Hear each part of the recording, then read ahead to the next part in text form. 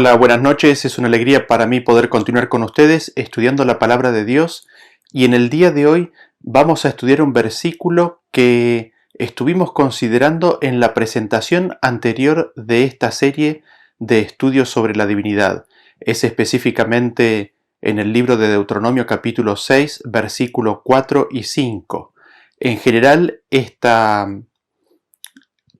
versículo se lo conoce como la Shema, esto basado en la primera palabra en hebreo con el cual comienza este versículo. Así que me gustaría invitarlos a que vayamos y leamos este versículo para ver qué es lo que dice. Libro de Deuteronomio capítulo 6, versículo 4 dice: Oye Israel, Jehová nuestro Dios, Jehová uno es, y amarás a Jehová tu Dios de todo tu corazón y de toda tu alma y con todas tus fuerzas. Y la palabra Shema aquí es la primera, la que se traduce como oye, ¿no? Por eso a este versículo se lo conoce como la Shema. ¿Y por qué estamos estudiando este versículo y considerando este versículo? No sé si a ustedes les ha sucedido, pero a veces uno encuentra personas que dicen que este versículo está haciendo referencia a la Trinidad, que cuando dice que Jehová nuestro Dios, Jehová uno es, está hablando acerca del Padre, del Hijo y del Espíritu Santo. Y lo que me gustaría hacer en el día de hoy es estudiar este versículo a la luz de lo que dice el resto de las Escrituras y poder saber si es realmente así, que el versículo está diciendo eso, o en realidad está diciendo otra cosa. ¿Y qué es lo que está diciendo el versículo? Esto solamente lo podemos saber cuando dejamos que la Biblia explique a la Biblia. Así que quizás antes de comenzar en el análisis específico de este versículo, me gustaría que consideremos palabra por palabra, ¿no? Y lo que nos está diciendo. La primera palabra es oye, la palabra Shema, como habíamos dicho anteriormente, y aquí hay algo muy importante, porque lo primero a lo cual Dios está invitando es de que lo oigamos, a de que escuchemos, a de que prestemos atención, a que demos nuestro oído a la palabra de Dios. Y el primer versículo que me gustaría que leamos hoy es el que se encuentra en el libro de Salmos, capítulo 18, versículo 43. Y es interesante porque el Salmo 18 es todo un salmo en el cual Cristo, el Mesías, la palabra de Dios, la palabra con mayúscula, la palabra de Dios es la que está hablando, y lo voy a leer en la versión Reina Valera de 1977. Noten ustedes cómo es que dice. Dice: en cuanto me oyen, me obedecen. Los hijos de extranjeros se sometieron a mí. Noten ustedes esto que es increíble, ¿no es cierto? En cuanto me oyen, me obedecen. Cuando el pueblo de Dios escucha la voz de la palabra de Dios, cuando el pueblo de Dios escucha la palabra de Dios, obedece a su Dios. Por eso, esta palabra, este mandamiento, ¿no es cierto? Oye, oye Israel. Y nosotros tenemos otros versículos que nos amplían y nos confirman este concepto.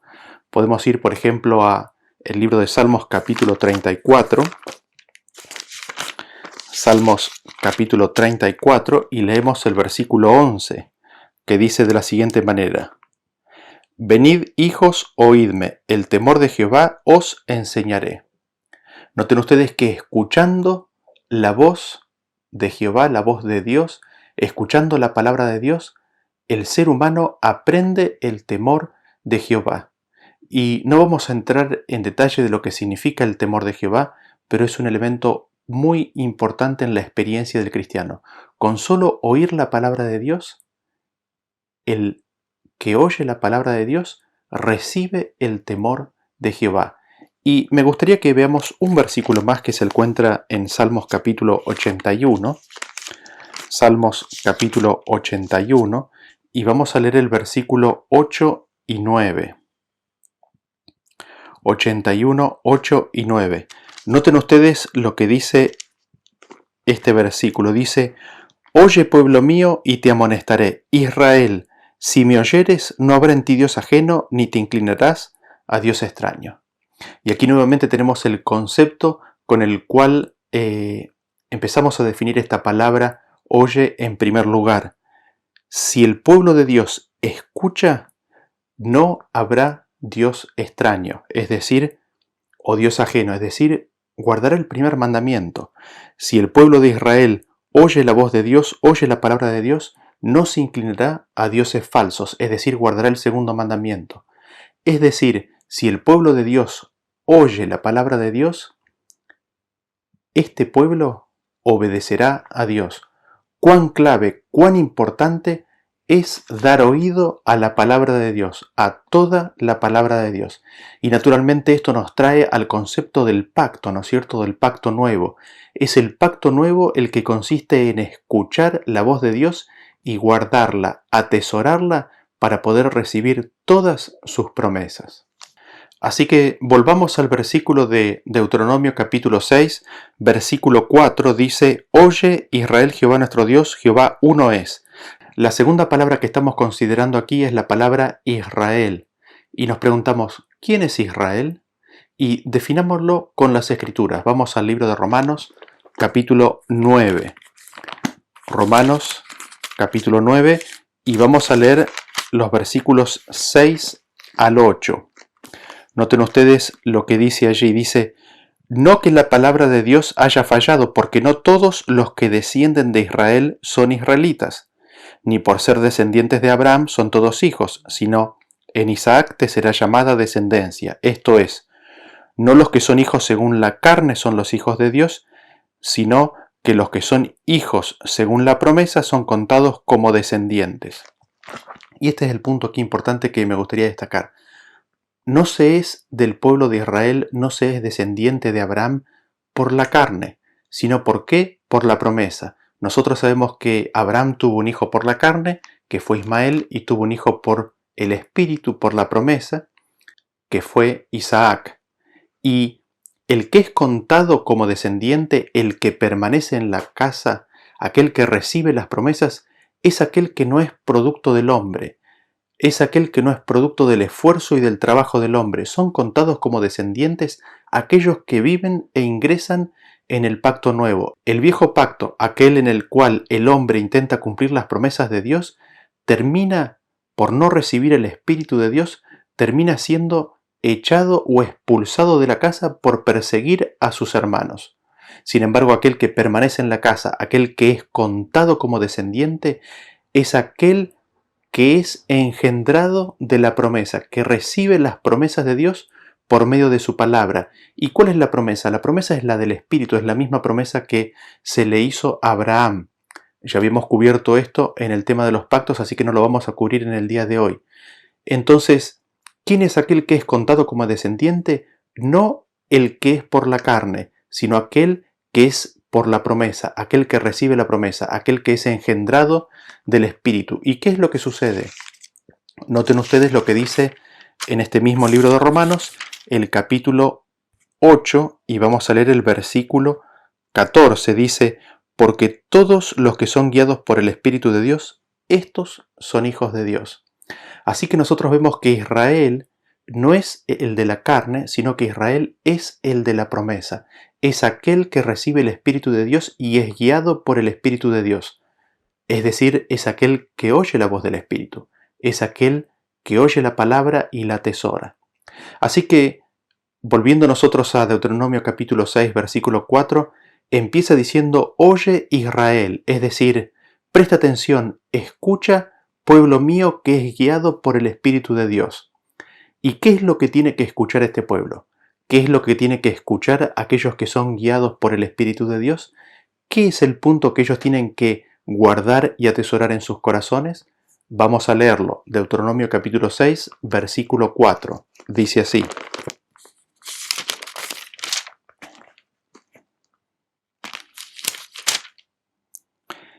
dice: Jehová nuestro Dios, Jehová uno es. Y la siguiente palabra que nosotros encontramos aquí es Jehová. Y no vamos a entrar nuevamente en un detalle del significado de esta palabra, de la palabra Jehová. Lo hemos visto en otros videos, pero básicamente la raíz de la palabra trae consigo la connotación de existencia, de quién es, de quién permanece, de quién ha sido, es y será, de alguien que viene, de alguien que tiene vida en sí mismo. Y lo que nos está queriendo decir el texto es que hemos de escuchar, el pueblo de Dios, aquel que escucha el Espíritu Santo y guarda la palabra de Dios, tiene que escuchar y atesorar lo siguiente: Jehová nuestro Dios, uno es. Cuando dice nuestro, está haciendo referencia al pueblo de Dios, está haciendo referencia a aquellos que son guiados por el Espíritu de Dios, está haciendo referencia a aquellos que oyen la palabra de Dios y la atesoran. Y dice, Jehová nuestro Dios, Jehová uno es. La siguiente palabra ahí es, la que se traduce como Dios, es la palabra Elohim, que en este momento nosotros no vamos a estudiar esta palabra, lo vamos a hacer en un video posterior. Y el versículo dice, Jehová nuestro Dios, Jehová uno es. La palabra uno ahí está traducida como uno, ¿no es cierto? Dice uno. Noten ustedes que no dice dos, no dice tres, no dice triuno, sino que dice uno. Y este punto es importante, después lo vamos a estudiar en otro video también. La palabra ha sido traducida así como significa, no significa unidad compuesta ni ha sido traducida como unidad compuesta, sino que simplemente dice uno. El uso y el significado de la palabra ejad lo vamos a ver nuevamente en otra presentación más adelante. Y la siguiente palabra es la palabra es. Jehová nuestro Dios, Jehová uno es. Noten ustedes que no está diciendo son, o serán, o fueron. Está hablando en singular, dice uno es. Jehová nuestro Dios, Jehová uno es. Y esta es la Shemá. Este es el mensaje que este versículo nos quiere dar. Y noten ustedes que está íntimamente conectado con el versículo 6, que es el que sigue ahí, diciendo, y amarás a Jehová tu Dios, el cual acaba de describir, ¿no es cierto?, de todo tu corazón y de toda tu alma y con todas tus fuerzas. Y esta segunda parte del texto me gustaría analizarla y entenderla y ampliarla con otros versículos. Noten ustedes lo que dice, hablando de este mismo Jehová tu Dios, Jehová uno es. Noten un poquito más adelante en el versículo 13 lo que nos dice y nos amplía. Dice, a Jehová tu Dios temerás y a él solo servirás y por su nombre jurarás. Noten ustedes que a este Jehová tu Dios, que se hace referencia en el versículo 4, en el versículo 13 se nos dice que a él solo servirás. Él es la tercera persona del singular, no se está hablando de un conjunto de personas, sino que se está hablando de un ser, un individuo. Se nos dice que a él solo servirás y por su nombre jurarás. Noten ustedes la exclusividad de la palabra solo, ¿no? A él solo servirás. ¿Y cómo es posible esto de amar a Jehová tu Dios con todo tu corazón y de toda tu alma y con todas tus fuerzas? Nosotros encontramos esto ampliado en este mismo libro, pero en el capítulo 30. Los invito a que vayamos a Deuteronomio, capítulo 30, y vamos a leer el versículo 6. Dice así, y circuncidará Jehová tu Dios tu corazón y el corazón de tu descendencia, para que ames a Jehová tu Dios con todo tu corazón y con toda tu alma, a fin de que vivas. Noten ustedes que el hecho de poder amar a Dios requiere una operación anterior. ¿Y en qué consiste esta operación? En de que Jehová tu Dios, el cual recién hicimos referencia, circuncide nuestro corazón. Tan solo cuando Jehová Dios circuncide el corazón, ahí recién el hombre podrá amar a Dios. Y pudiendo el hombre amar a Dios con todo su corazón y con toda su alma, podrá vivir. Así notamos la secuencia por la cual todo aquel que oye la palabra de Dios y la atesora, la guarda, aquellos que son guiados por el Espíritu de Dios, ha de vivir, ha de recibir la circuncisión del corazón por parte de Dios para poder amarle. No es algo que el hombre puede hacer naturalmente de sí mismo, no es un acto volitivo del ser humano el amar a Dios, sino es algo que Dios implanta en nuestro corazón al circuncidar nuestro corazón, al darnos un corazón de carne a cambio del corazón de piedra que nosotros tenemos. Haciendo esto, podremos amar a Dios con todas nuestras fuerzas, con toda nuestra alma y consecuentemente vivir. Ahora es interesante porque hay otro versículo paralelo a este, que es el de 1 de Juan, capítulo 4, versículo 8, que dice: el que no ama no ha conocido a Dios porque Dios es amor. con lo cual notamos que hay una necesidad de conocimiento por parte del hombre. El hombre no conoce a Dios, el hombre ignora absolutamente todo de Dios, por defecto y por naturaleza, y a medida que el hombre conoce a Dios, su corazón es tornado, su corazón es volcado hacia Dios, y es en ese conocer a Dios y conociendo a Dios que lo puede amar, con lo cual la circuncisión del corazón que Dios hace y la revelación del conocimiento de Dios, ambos conceptos están emparentados. Ahora, habiendo visto esto, me gustaría que volvamos a Deuteronomio capítulo 6, versículo 4 y 5, y lo leemos nuevamente para seguir analizando este versículo. Dice así: Oye Israel, Jehová nuestro Dios, Jehová uno es, y amarás a Jehová tu Dios de todo tu corazón y de toda tu alma y con todas tus fuerzas.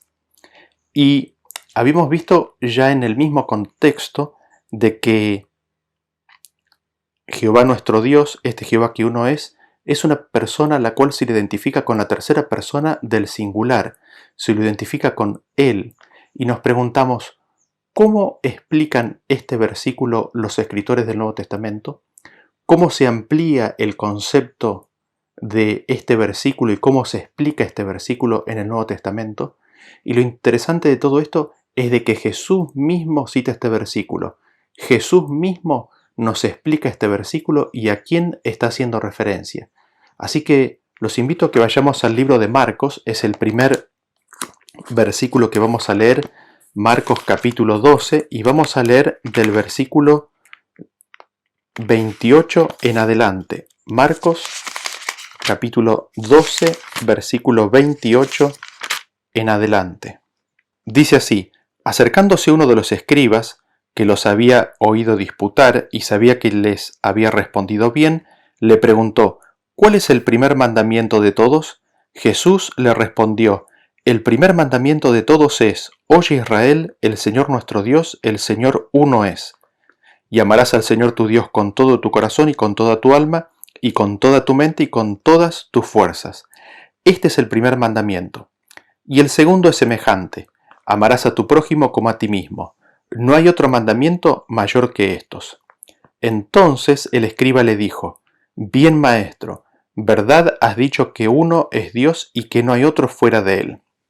Y el amarle con todo el corazón, con todo el entendimiento, con toda el alma y con todas las fuerzas, y amar al prójimo como a uno mismo, es más que todos los holocaustos y sacrificios. Jesús, entonces, viendo que había respondido sabiamente, le dijo: no estás lejos del reino de Dios. Y ya ninguno osaba preguntarle. Noten ustedes lo siguiente, y la verdad que es realmente sorprendente lo que Jesús nos explica de este versículo de Deuteronomio capítulo 6, versículo 4 y 5. ¿Qué es lo que nos está diciendo Jesús? A Jesús se le pregunta cuál es el primer mandamiento de todos. Y lo que Jesús dice es de que el primer mandamiento, el más importante de todos, es escuchar la voz de Dios, de que el Señor nuestro Dios, el Señor uno es, de que Jehová nuestro Dios, Jehová uno es. Y amarle, amar al Señor nuestro Dios o a Jehová nuestro Dios, con todo el corazón, con toda el alma y con toda la mente y con todas nuestras fuerzas. Este es el primer mandamiento. Y a mí me gustaría que nos detengamos un poquito para considerar las implicancias de esto. ¿Somos conscientes de lo que realmente significa esto? Noten ustedes de que Jesús no está citando el primer mandamiento de Éxodo capítulo 20.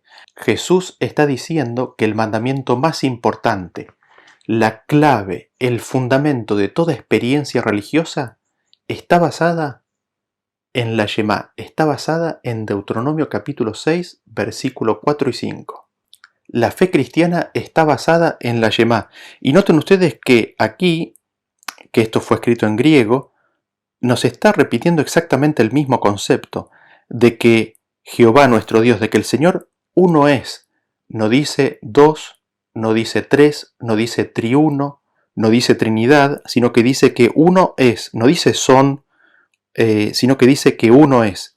Y nos dice que este es el mandamiento más importante, este es el mandamiento principal, este es el mandamiento cabeza de todos los demás mandamientos.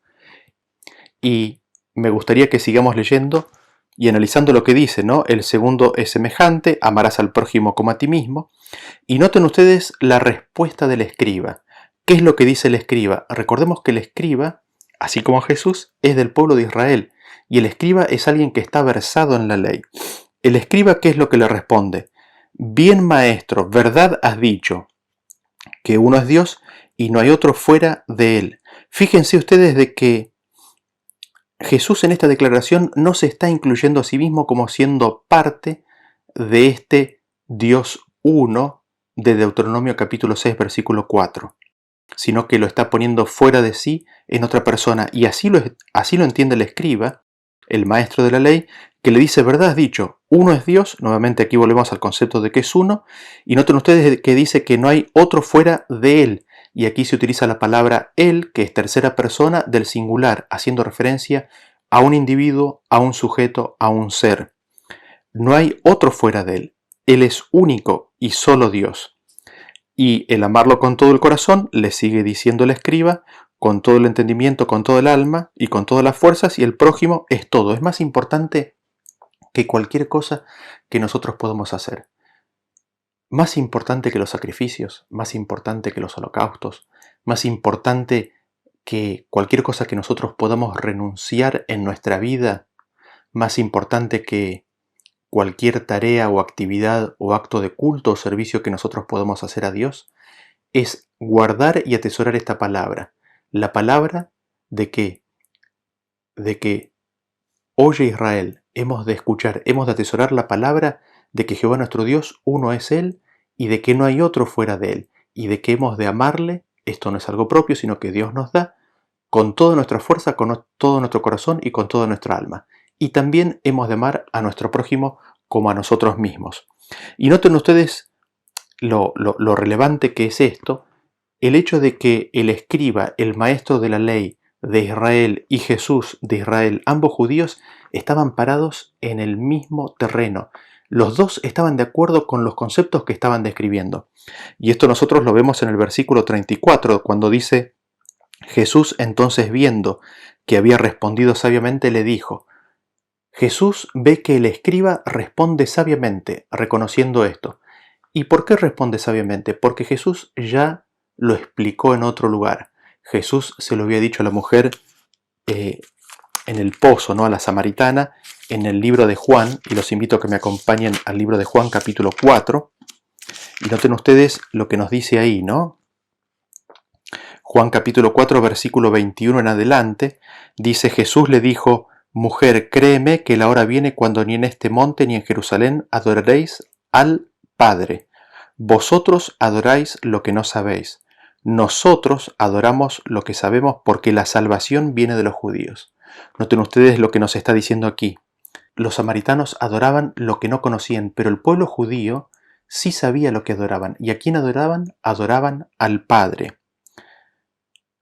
¿Por qué? Porque la salvación viene de los judíos. Nosotros vemos aquí y notamos que en esta respuesta que Jesús le da al escriba está asentando la verdad de que Dios, el Dios de Deuteronomio capítulo 6 versículo 4, que uno es el Padre. Esto está confirmado, uno, por lo que el escriba consiente, los dos están de acuerdo, el resto de la multitud que está ahí está de acuerdo de que están hablando del Padre, y confirmado por este versículo en el cual Jesús dice que de los judíos viene la salvación y que la adoración es al Padre. Ahora, volvamos al libro de Marcos y sigamos leyendo cómo termina este diálogo.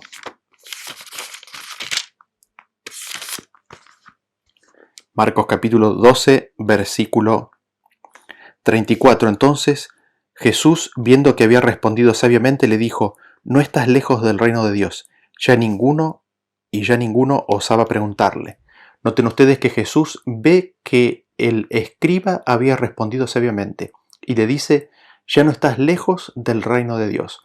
Y naturalmente, lo primero que podemos destacar de esto es de que es una postura sabia tomar esta postura. ¿De qué? De que hay un solo Dios y de que este Dios es único, es solo, es descrito como Él, la tercera persona del singular, y de la cual el escriba, maestro de Israel, estaba de acuerdo. Explicado en otro versículo, hablando del Padre. Es una posición sabia. Lo otro que notamos es de que Jesús dice: no estás lejos del reino de Dios. Y esto nos anima grandemente porque nos acerca al reino de Dios. Sin embargo, me gustaría destacar lo siguiente. Estar cerca no significa estar en el reino de Dios. Es como que se está a las puertas, pero todavía no se está adentro del reino de Dios. Y nos preguntamos, ¿y qué significa esto?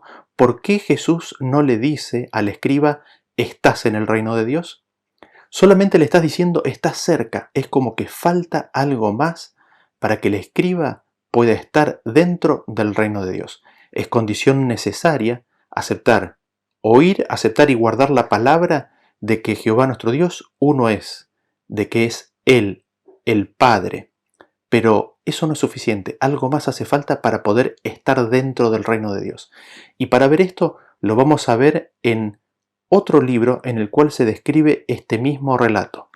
Para eso los invito a que vayamos al libro de Mateo, capítulo 22. Mateo, capítulo 22, y vamos a leer los versículos 34 al 46. Noten ustedes lo que dice: entonces los fariseos, oyendo que había hecho callar a los saduceos, se juntaron a una, y uno de ellos, intérprete de la ley, preguntó para tentarle, diciendo: Maestro, ¿cuál es el gran mandamiento en la ley? Jesús le dijo: amarás al Señor tu Dios con todo tu corazón y con toda tu alma y con toda tu mente. Este es el primero y grande mandamiento. Y el segundo es semejante: amarás a tu prójimo como a ti mismo. De estos dos mandamientos depende toda la ley y los profetas. Y estando juntos los fariseos, Jesús les preguntó, diciendo: ¿qué pensáis del Cristo? ¿De quién es hijo? Le dijeron: de David. Él les dijo: pues ¿cómo David en el Espíritu le llama Señor, diciendo: dijo el Señor a mi Señor, siéntate a mi derecha, hasta que ponga a tus enemigos por estrado de tus pies? Pues si David le llama Señor, ¿cómo es su hijo? Y nadie le podía responder palabra, ni osó alguno desde aquel día preguntarle más. Noten ustedes qué interesante. En primer lugar, que esta declaración de la fe monoteísta, de esta declaración de fe monoteísta y de amar a Dios con todas nuestras fuerzas, con toda nuestra alma, y de amar al prójimo, depende absolutamente toda la ley y todos los profetas. Si algo de esto se cae toda la escritura. Es un rechazo directo a toda la escritura, a la ley y a los profetas. Y lo que en el libro de Marcos estaba presentado como un comentario de Jesús diciéndole: no estás lejos del reino de Dios o estás cerca del reino de Dios, ahora se presenta como una pregunta y un diálogo que hay entre Jesús y los maestros e intérpretes de la ley y los fariseos. Noten ustedes que Jesús les pregunta: ¿qué pensáis del Cristo? ¿Qué piensan ustedes del ungido? ¿Qué piensan ustedes del Mesías? ¿De quién es hijo? Ellos le respondieron: de David. Esta es una creencia común por la profecía del Antiguo Testamento en el cual se decía que iba a salir uno de David. Y Jesús les hace una pregunta diciéndoles: ¿cómo puede ser de que el Mesías sea hijo de David, siendo que lo llama Señor? ¿Por qué? Y aquí cita al Salmo 110, dijo el Señor a mi Señor: siéntate a mi derecha hasta que ponga a tus enemigos por estrado de tus pies. Pues si David le llama Señor, ¿cómo es su hijo?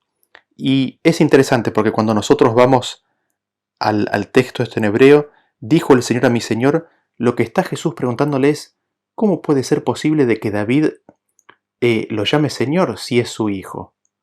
Tiene que ser alguien aún de una autoridad y una naturaleza o un origen mucho más exaltado que el de hijo de David para que lo llame Señor. Y quizás aún la pregunta más profunda que está haciendo Jesús aquí es: ¿de quién es hijo Adonai? Porque esa es la palabra que se usa ahí en el hebreo, en Salmo 110. Dijo el Señor a mi Adonai. ¿De quién es hijo Adonai? ¿Es de David? ¿Es de David solamente? ¿Por qué David lo llama Señor siendo su hijo? Y con esto Jesús lo que les está queriendo implicar es de que el Mesías, el Cristo, es más que el hijo de David. Lo que está aquí queriendo señalarles Jesús es de que el Mesías, el Cristo, tiene un origen divino, tan divino como para que David lo llame mi Señor. Y nosotros encontramos explicado esto por Jesús mismo en otro lugar. Vamos al libro de Juan, capítulo 14. Juan capítulo 14, versículo 1. Dice: no se turbe vuestro corazón, creéis en Dios, creed también en mí. Y aquí es como nosotros empezamos a comprender y a entender por qué aceptar y creer Deuteronomio capítulo 6, 4 y 5, así como lo explicó Jesús, haciendo referencia al Padre, no es suficiente. Es cerca, pero no es estar en el reino de Dios. Y Jesús se los dice a los discípulos: ustedes creen en Dios, ahora crean en mí. Es lo que Jesús estaba queriendo dirigir la conversación y el corazón de los fariseos. El Cristo, ¿hijo de quién es? Sí, es de David. ¿Por qué entonces David lo llama Señor? Porque evidentemente Jesús es hijo de alguien más aparte de David. Y en esa condición de hijo, David lo llama mi Señor. Por eso Jesús les dice: ¿creéis en Dios? Creed también en mí. Y aquí es como nosotros podemos ver el paso entre estar cerca del reino de Dios y estar en el reino de Dios. ¿Creéis en Dios? Creed también en mí. Creer en Dios nos acerca al reino de Dios, pero creer en Dios el Padre y en Cristo es entrar en el reino de Dios, es estar en el reino de Dios. Y nosotros lo vemos eso en este mismo libro de Juan, capítulo 17, versículo 3. Dice: y esta es la vida eterna, que te conozcan a ti, el único Dios verdadero, y a Jesucristo, a quien has enviado. Esta es la vida eterna. Esto es el reino de Dios. Conocer al único Dios verdadero, al Dios del cual se hizo referencia en Deuteronomio, al Dios del cual Jesús explicó ese versículo a los fariseos. A Jehová nuestro Dios uno es. Conocer a este Dios y también conocer a quien Él ha enviado. Esta es la vida eterna. Esto es entrar en el reino de los cielos. ¿Por qué? Juan 14, versículo 6 nos dice: Jesús le dijo: yo soy el camino y la verdad y la vida. Nadie viene al Padre sino por mí. Jesús es el camino del Padre. Jesús es la verdad del Padre y Jesús es la vida del Padre. Jesús es el camino al Padre, Jesús es la verdad al Padre y Jesús es la vida que lleva al Padre. Nadie va a Dios si no es por medio de Cristo, el Hijo de Dios. Y así es como nosotros podemos cerrar este concepto de que aceptar la declaración monoteísta de Deuteronomio capítulo 6, versículo 4, haciendo referencia al Padre, es estar cerca del reino de Dios. Pero se ingresa en el reino de Dios aceptando al enviado de Él, conociendo a Cristo. ¿Por qué? Porque Cristo es la revelación, la verdad y la vida del Padre manifestada y dada a los hombres aquí en la tierra. Habiendo visto eso, nos podríamos preguntar, ¿no es cierto?, cómo los otros versículos en el Nuevo Testamento explican a este versículo de Deuteronomio capítulo 6, versículo 4. Esto lo hemos visto en una presentación anterior titulada Un Dios, pero vamos a recordar brevemente y rápidamente algunos de estos versículos claves que nos identifican de quién se está hablando, de cómo los escritores del Nuevo Testamento interpretaron a este versículo.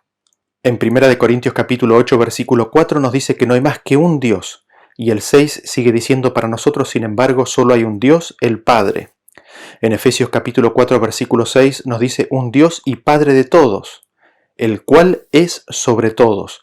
En Daniel 2, 28 nos dice que hay un Dios en los cielos. Y en 1 Timoteo 1, 17 dice de Él: Rey de los siglos, inmortal, invisible, al único y sabio Dios. En este mismo libro, pero el capítulo 6, versículo 15 dice: bienaventurado y solo soberano Rey de reyes y Señor de señores, el único que tiene inmortalidad, que habita en luz accesible y a quien ninguno de los hombres ha visto ni puede ver. Romanos 3:30, Dios es uno y Él justificará. Y en 1 Timoteo 2:5 dice que hay un solo Dios y un solo mediador entre Dios y los hombres. En Gálatas 3:20 dice que el mediador no lo es de uno solo, pero Dios es uno. Y en Romanos 16:27 nos dice: al único y sabio Dios sea gloria mediante Jesucristo. Así vemos que en esta suma de versículos se nos presenta al Padre como siendo el único, solo, soberano Dios. Y concluyendo la presentación de hoy, ¿qué es lo que vemos y notamos al considerar la Shemá, el versículo de Deuteronomio capítulo 6, versículo 4? Cuando dice, oye Israel, Jehová nuestro Dios, Jehová uno es, está hablando del Padre. Eso es lo que el resto de las Escrituras nos está interpretando. No está diciendo que Dios es una unidad compuesta, no está diciendo de que Dios es triuno, no está diciendo que Dios es dos, es tres o cualquier otro número. El resto de las Escrituras y Jesús mismos hablan de este Dios en la tercera persona del singular, como siendo Él. Nos dicen que es Él solo. Y tanto el pueblo judío, los fariseos, los maestros de la ley y Jesús mismo estaban de acuerdo en este punto. Ahora, el punto importante que Jesús hace aquí es de que esto no es suficiente para entrar en el reino de Dios. Te acerca y es la base sobre la cual se sustenta toda la ley y los profetas. Si uno descarta esto, se queda sin las Escrituras. Pero habiendo aceptado esto, hace falta aceptar y conocer a quién Él ha enviado. Hace falta conocer al enviado de Dios. Hace falta recibir, entender, conocer y aceptar al que es alguien más que el Hijo de David, aquel que en las Escrituras se presenta como el Hijo de Dios.